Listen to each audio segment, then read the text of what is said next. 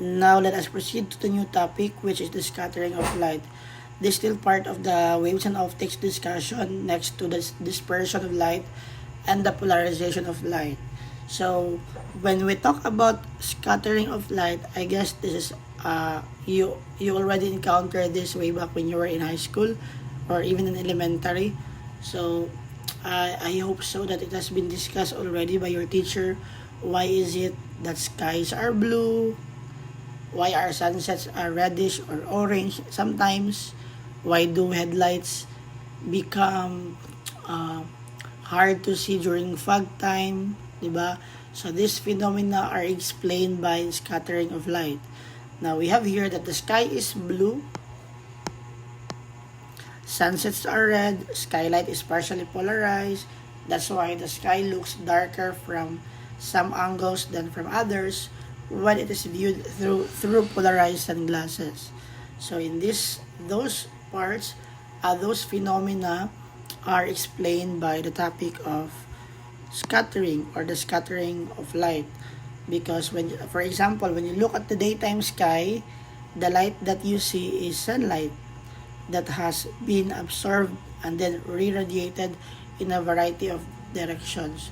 So this process is called scattering of light or scattering.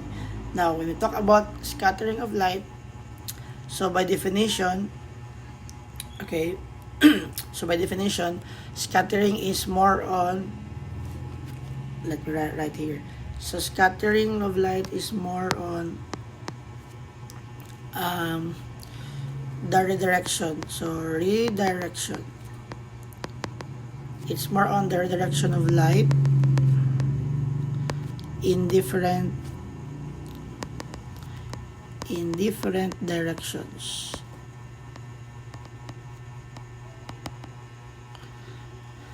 So scattering of light is a redirection of light in different directions. In different directions when it strikes particles or molecules. So may tabo lang ang scattering of light if naa siya ma-strike or ma-bump into nga particles or molecules. Okay, because when light travels through a medium, for example, kanang maigo niyang air, maigo niyang dust, or kanang smoke, or even kanang sa rain water droplets, it collides with tiny particles. So ang mahitabo kay maigo ang light sa light ray ang tiny particles, the result is that the light spreads out in many directions. For example, I have here raindrops. Example lang ng raindrops. Raindrops. And you have light here. So once maigo niya class, ang particles within, ang mga particles ana, okay. Once maigo niya ang mga ang particles, kung may tabo kay yang i-reflect. Itong itawag nga total internal reflection gyapon. So not the TIR. Once kayang buhat maigo niyang mga particles, ang buhaton ni particles is that iyahang i-re-emit ko through ang katong mga light ray nga nasulod. But iyang pag-re-emit kay it will go in all direction. So pwede nga padulong dito,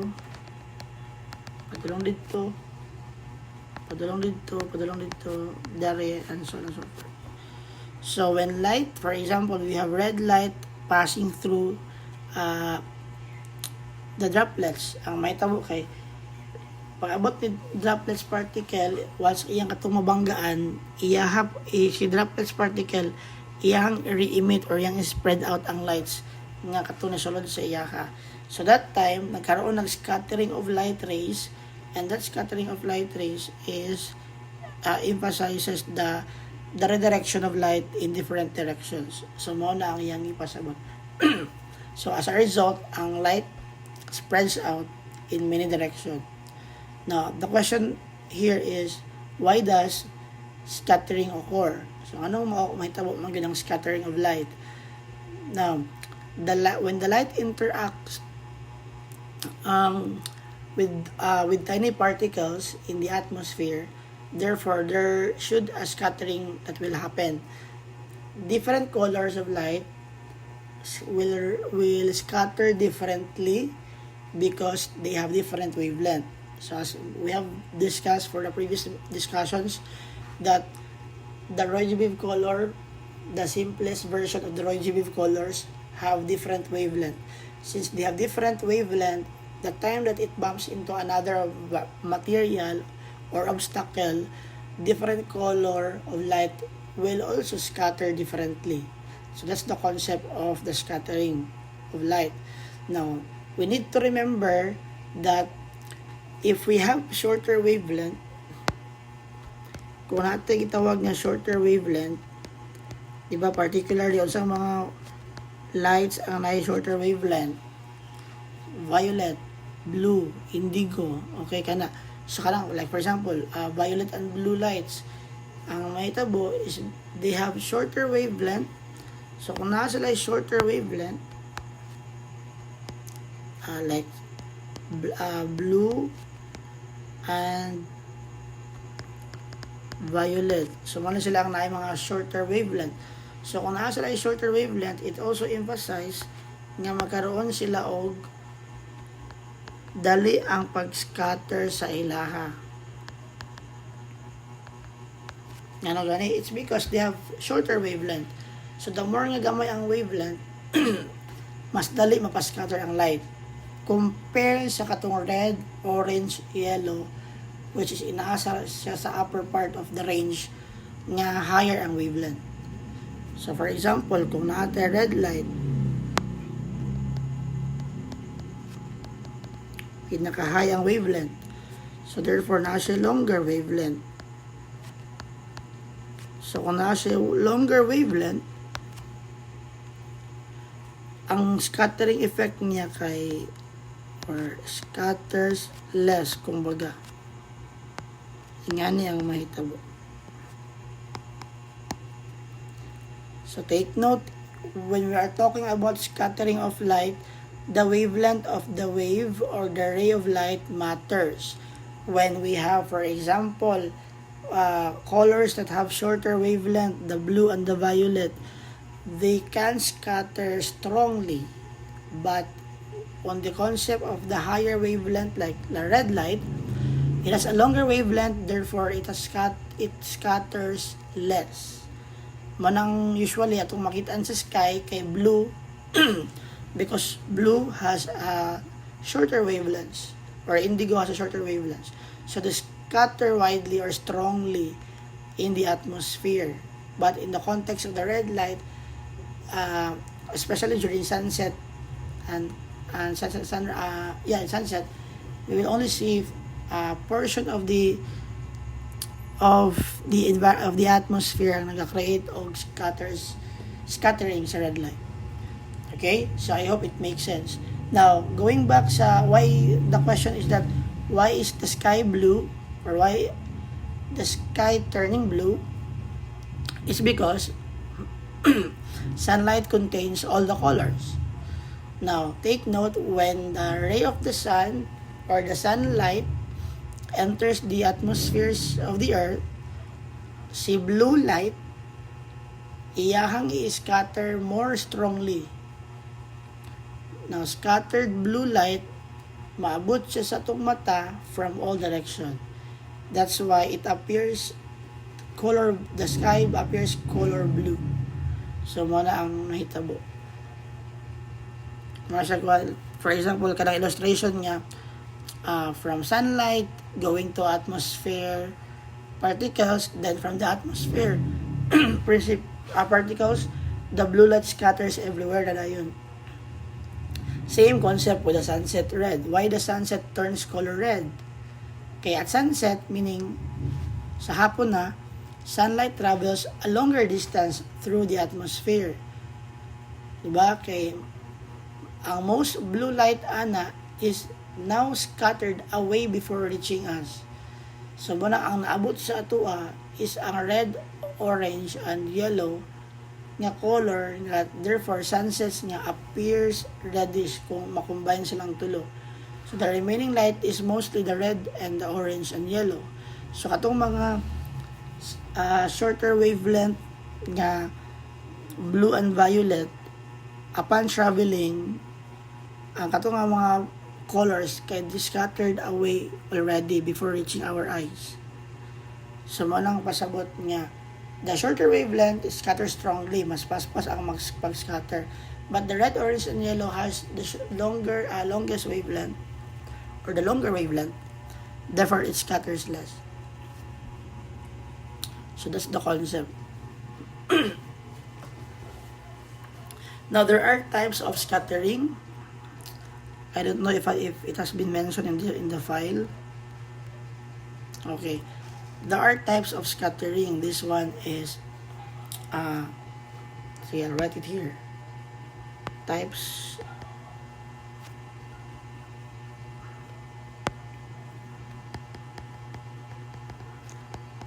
of scattering.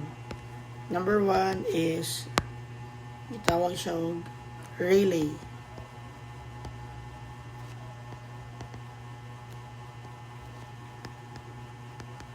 Scattering. So mahitabo na siya, it occurs when particles are much smaller than the wavelength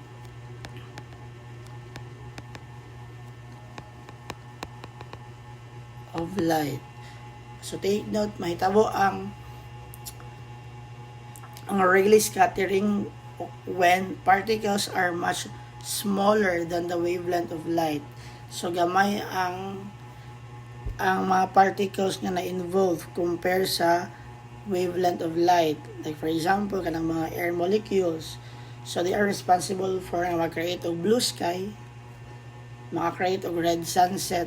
So that's in general, kanang mentioned earlier nga scattering, ang specific term nga responsible for the sunset and for the blue sky is kitawag na Rayleigh scattering. Okay?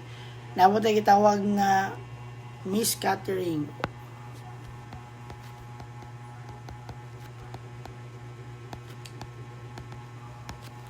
So they are responsible or mahitabo siya kung the opposite occurs with larger particles. Such as kanang examples kanang dust. So pa kanang mga smoke. Dagko na sila more on sa mga visible kaysa to ang naked eye. Water droplets.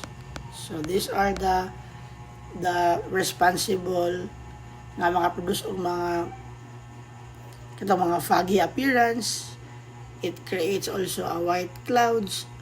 So these are more responsible. Tawagan na kay mist scattering. Now, the question is that why are clouds white? Anong white na ang clouds? Diba? We always have this question way back when we were, I guess in elementary, nakadawag na ko ni teacher, why is it that clouds are white? Diba? Ang teacher kay, clouds contain large water droplets, which is true. Diba? Because clouds is a composition of water and molecules. So, clouds contain larger of amount of water droplets. So, kani nga mga droplets, kay it will be scattered all colors almost equally. And when all colors mix again, ang mahitabo, we can see a white light. And that white light transmit to the atmosphere. So that's why makakreate og clouds na color white. Okay? Now the question is, another question, why are fog lights appears yellow? Diba? For those nga na mga sakyanan, makarelate mo ani, or katong na mga nga nasa dalan usually nga mga foggy areas. By yellow and red light scatter less than blue light. So therefore, kay as mentioned earlier, katong mga shorter wavelength, higher wavelength, kay mas hinay ang ilang pag-scatter sa light compare sa mga shorter wavelength like blue light. So therefore, yellow fog lights travel farther in fog. So mo na ang hitabo. Okay? Now, if we have a real life example of scattering, for example, ang blue sky. Okay, let me write it here. Examples of scattering.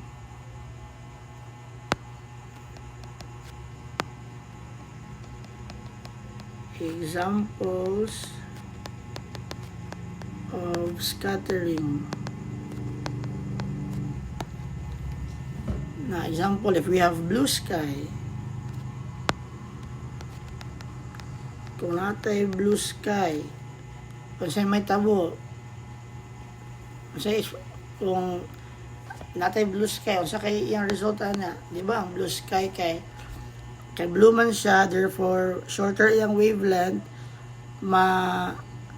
ang blue light niya, kung sa'y may tabo gani, it scatters strongly, meaning pas-pas ang pag-scatter. Now how about if not a red sunset? Kasi pasabutan na, kung may red sunset, it means ang blue light scattered away. Ano gani? Kay since red naman atong nakitaan during sunset, it means that it has a higher wavelength, and has a higher wavelength, scatters less. Atong mga pas-pas mo scatter like blue lights, so dili na siya maabot sa atong mata. Atong maabtan lang atong mga red, yellow, and orange. So red sunset, it means that blue light scattered away. Now how about kaning mga white clouds?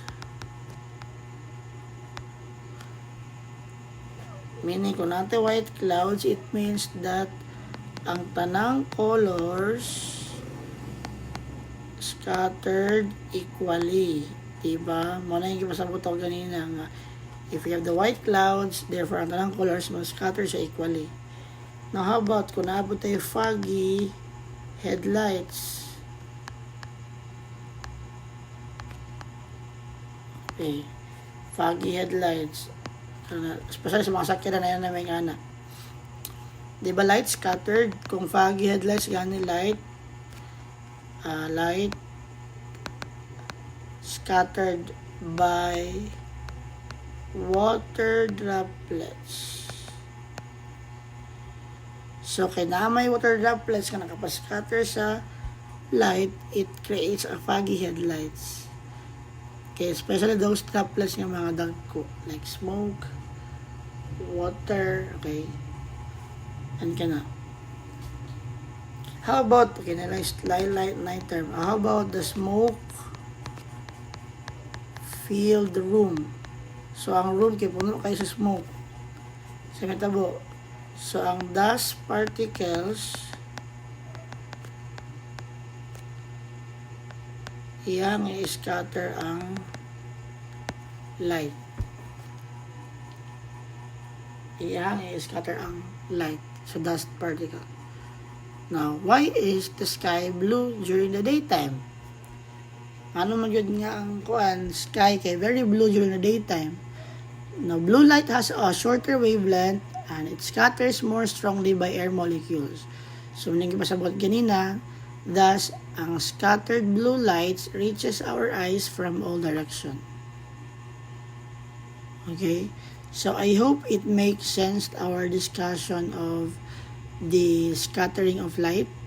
So, muna yung timanan nga, ang purpose yun sa scattering of, or ang definition, sa scattering of light is that it's more on a redirection of light in different directions when it strikes particles or molecules. And we have here the types of scattering, the Rayleigh and the May scattering. So, more on, it varies on the sizes of the particles.